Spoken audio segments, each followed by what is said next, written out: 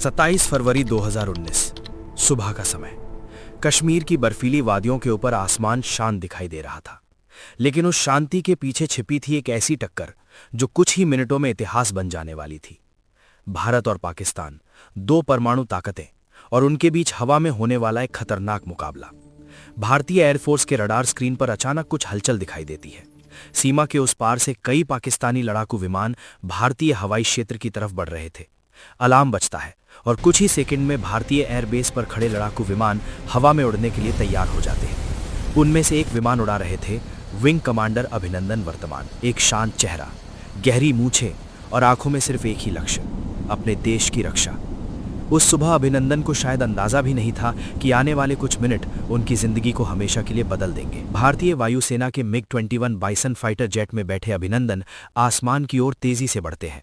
Radar पर दुश्मन के विमान साफ दिखाई दे रहे थे, पाकिस्तान के आधुनिक F-16 फाइटर जेट। तकनीक के मामले में MiG-21 उनसे पुराना था, लेकिन लड़ाई में सब कुछ तकनीक से तय नहीं होता। कई बार फर्क पड़ता है पायलट के साहस से। जैसे ही दोनों देशों के विमान आमने सामने आते हैं, आसमान अचानक युद्ध के मैदान में बदल जाता है। मिसाइलें लॉक हो रही हैं, चेतावनी अलार्म बज रहे हैं और हर सेकंड मौत के बेहद करीब है। कुछ ही पलों में भारतीय और पाकिस्तानी विमानों के बीच डॉग फाइट शुरू हो जाती है। डॉग फाइट यानी हवा में बेहद करीब से होने वाली खतरनाक लड़ाई, जहां एक छोटी सी गलती आखिरी गलती बन सकती है। अभिनंदन अपने MiG-21 को तेजी से मोड़ते हैं। उनके सामने दुश्मन का एक F-16 विमान है।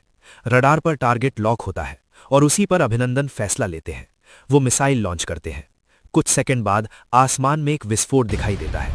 रिपोर्ट्स के मुताबिक दुश्मन का विमान गिर चुका था, लेकिन ये जीत ज्यादा देर तक टिक नहीं पाई, क्योंकि उसी समय दुश्मन की मिसाइल अभिनंदन के MiG-21 को निशाना बना चुकी थी। मिसाइल की चेतावनी अलार्म कॉकपिट में गूंजती है। अभिनंदन तुरंत विमान को बचाने की कोशिश करते हैं, लेकिन अब बहुत देर हो चुकी थी। एक जोरदार धमाका होता है और MiG-21 बुरी तरह क्षतिग्रस्त हो जाता है। अभिनंदन समझ जाते हैं अब विमान को बचाना संभव नहीं। उस पल उन्हें सिर्फ एक ही फैसला लेना था। उन्होंने एजेक्ट बटन दबाया। कुछ सेकंड बाद उनका पैराशूट खुल चुका था, लेकिन जब वो नीचे उतर रहे थे तो उन्हें समझ में आने लगा कि वो भारतीय जमीन पर नहीं बल्कि पाकिस्तान के कब्जे वाले इलाके में उतर रहे हैं। जैसे ही अभिनंदन जमीन पर उतरते हैं, आसपास के लोगों की भीड़ जमा होने लगती है। कुछ लोग चिल्ला रहे थे, कुछ मोबाइल से वीडियो बना रहे थे। अभिनंदन तुरंत स्थिति को समझने की कोशिश करते हैं। उन्होंने अपनी ट्रेनिंग के अनुसार कुछ जरूरी दस्तावेज नष्ट करने की कोशिश की, ताकि कोई संवेदनशील जानकारी दुश्मन के हाथ ना लगे। लेकिन जल्द ही पाकिस्तानी सेना वहां पहुंच जाती है और उन्हें हिरासत में ले लिया जाता है। अब वो एक दुश्मन देश में पूरी तरह अकेले थे, लेकिन उस मुश्किल स्थिति में भी उनके चेहरे पर डर नहीं था। उनकी आवाज शांत थी और जवाब बेहद सधे हुए। कुछ ही घंटों में अभिनंदन का एक वीडियो सामने आता है। उस वीडियो में वो पाकिस्तानी सेना की हिरासत में दिखाई देते हैं। उनसे सवाल पूछे जाते हैं, आपका नाम क्या है? अभिनंदन जवाब देते हैं, मेरा नाम विंग कमांडर अभिनंदन है। आप किस संगठन से हैं? मैं भारतीय वायुसेना का अधिकारी हूं। और जब उनसे और जानकारी पूछी जाती है तो उनका जवाब साफ था, मुझे लगता है कि मुझे इससे ज्यादा नहीं बताना चाहिए। उनकी ये शांति और आत्मविश्वास पूरी दुनिया में चर्चा का विषय बन गया। भारत में ये खबर आग की तरह फैल चुकी थी। टीवी चैनलों पर हर जगह एक ही नाम गूंज रहा था, विंग कमांडर अभिनंदन। पूरा देश उनके सुरक्षित लौटने की दुआ कर रहा था। सरकार, सेना और कूटनीतिक चैनल सभी सक्रिय हो चुके थे। दुनिया की नजरें अब भारत और पाकिस्तान के बीच बढ़ते तनाव पर टिक गई थीं, क्योंकि यह सिर्फ एक पायलट की गिरफ्तारी नहीं थी, ये दो देशों के बीच खतरनाक टकराव का संकेत भी था। अंतर्राष्ट्रीय दबाव बढ़ने लगा। कई देशों ने पाकिस्तान से अपील की कि जिनेवा कन्वेंशन के नियमों का पालन किया जाए। इन नियमों के अनुसार युद्ध में पकड़े गए सैनिकों के साथ सम्मानजनक व्यवहार किया जाना चाहिए। उधर भारत ने साफ कहा कि अभिनंदन को तुरंत और सुरक्षित वापस भेजा जाए। दिन गुजर रहे थे और हर गुजरता दिन पूरे देश के लिए बेचैनी बढ़ा रहा था। लेकिन फिर अचानक एक खबर आई जिसने माहौल बदल दिया। 28 फरवरी 2019 पाकिस्तान की संसद में एक घोषणा होती है। पाकिस्तान के प्रधानमंत्री कहते हैं कि शांति के संकेत के रूप में विंग कमांडर अभिनंदन को रिहा किया जाएगा। यह खबर सुनते ही भारत में राहत की लहर दौड़ जाती है। लेकिन असली पल अभी बाकी था, वो पल जब अभिनंदन वापस अपनी मिट्टी पर कदम रखेंगे। 1 मार्च 2019 की शाम वाघा अटारी बॉर्डर पर हजारों लोग इकट्ठा हो चुके थे। हर किसी की नजर सीमा के उस गेट पर टिकी थी जहां से अभिनंदन को भारत लौटना था।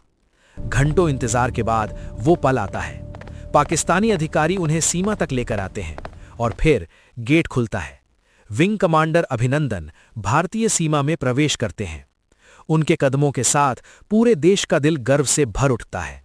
उनकी वही मशहूर मूछें, वही शांत चेहरा, लेकिन अब वो सिर्फ एक पायलट नहीं थे, वो साहस और संयम का प्रतीक बन चुके थे। उनकी कहानी सिर्फ एक एयर बैटल की कहानी नहीं थी, ये कहानी थी एक सैनिक के कर्तव्य की, उस अनुशासन की जो हर हालात में अपने देश को सबसे ऊपर रखता है। 2019 की वो हवाई भिड़ंत कुछ ही मिनटों में खत्म हो गई थी, लेकिन उसकी गूंज आज भी इतिहास में सुनाई देती है। ये घटना हमें याद दिलाती है कि सीमा पर खड़े सैनिक सिर्फ वर्दी नहीं पहनते, वो अपने साथ पूरे देश की उम्मीदें लेकर चलते हैं।